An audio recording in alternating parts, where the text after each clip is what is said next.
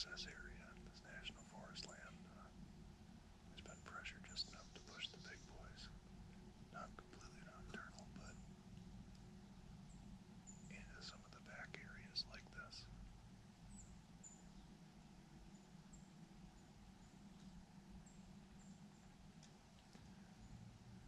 I do have a trick up my sleeve. I have the antlers with me this morning to rattle. It's worked before, so I might set myself up in a spot that I can get a much better overview. I want to be able to set the horns down slow and pick up the gun if a buck comes running in. So we'll see what happens.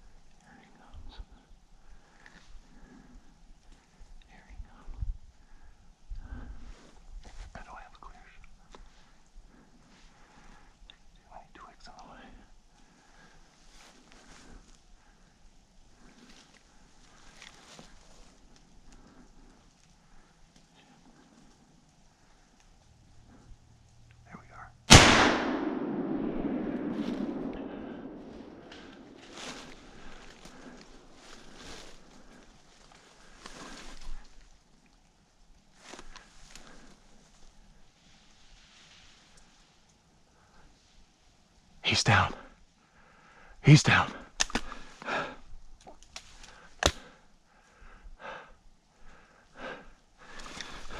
gonna load just to make sure. Give him a minute.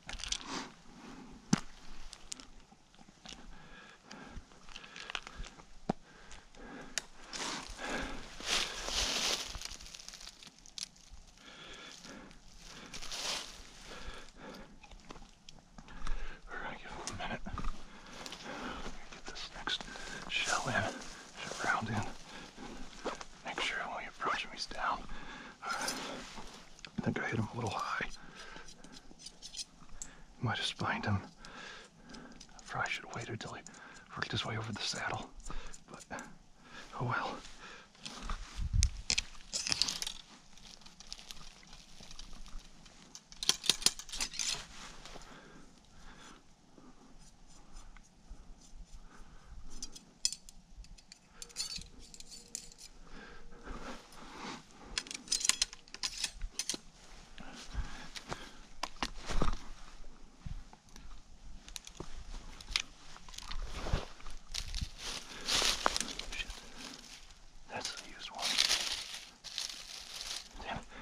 Shaky.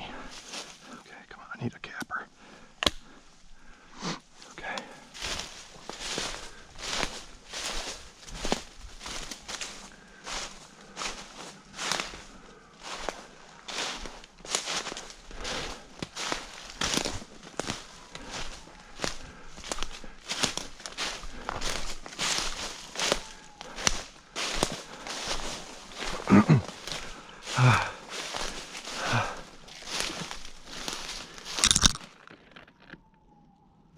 He's done.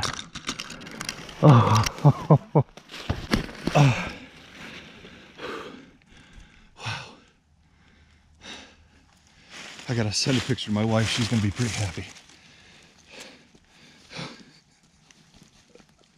First deer of the year. It ain't a huge buck, but man, my ears are my left ear's ringing bad. Yes. Blooded the new muzzleloader.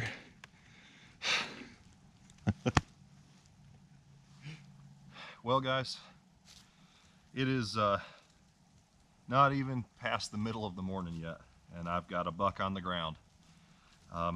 Today, I'm not much of a horn hunter anyways, an antler hunter anyways, but you know, today I said I know there's some big deer in this area, but I'm going to take anything that's legal, which is anything with horn on it. And this guy came bopping through. He is not the same deer I saw at first, for sure. The first deer I saw was much darker. It could have even been a bigger buck. The problem was I couldn't see the head. It was moving too fast through heavy brush. I mean, I didn't plan on hunting the saddle, especially after seeing that it was so thick in here. But this is definitely where they want to hang out. And you know, he probably was going to work his way up across the saddle, but he was also angled that he was going to go away from me. And it is crunchy today, guys. It is hard to move without making some noise. And when they're, you know, these deer are not making a terrible amount of noise when they're tracking through, but my size 16 clodhoppers certainly do, even when I'm trying to be quiet. So if they're out to 60 yards and closer, I can't really do much for movement.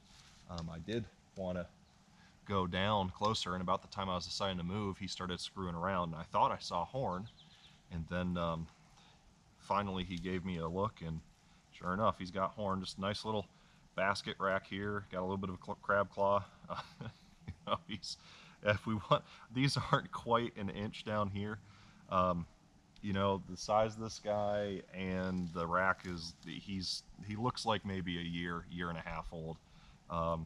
So this probably would have become a really nice buck if we'd given him a couple years, but it's public land hunting, guys, and you know, you just you take what God gives you, and I was not going to pass up an opportunity at the first deer of the year, and venison in the freezer and in the pot. So today I was using the Traditions Vortex Striker Fire, really nice affordable value price muzzleloader. We'll do a review in the future, but it worked great. Obviously, the load I was using today is the 777 pellet powder, or powder pellets, whatever you want to call them. Is their Starfire.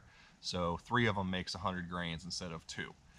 So 100 grain equivalent is 3 pellets. I liked it. I got better accuracy out of the power belts I'm using, and the power belt that I chose for this rifle, and what I saw success with last year and really liked, is the 295 grain hollow point.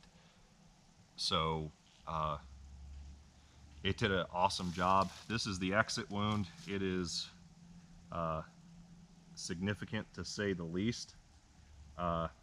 Pretty sure I punched through multiple sets of ribs with that. Granted, he was only about 60 yards away, and it eviscerated his lungs. It's a little bit farther back, but I took the shot that I got. I was going to wait, but the second I saw that I had a clear shot at vitals, I went, that's what I'm going to take. And the gun was sighted in for like 125 yard zero, so I shot a little bit higher than intended, a couple inches.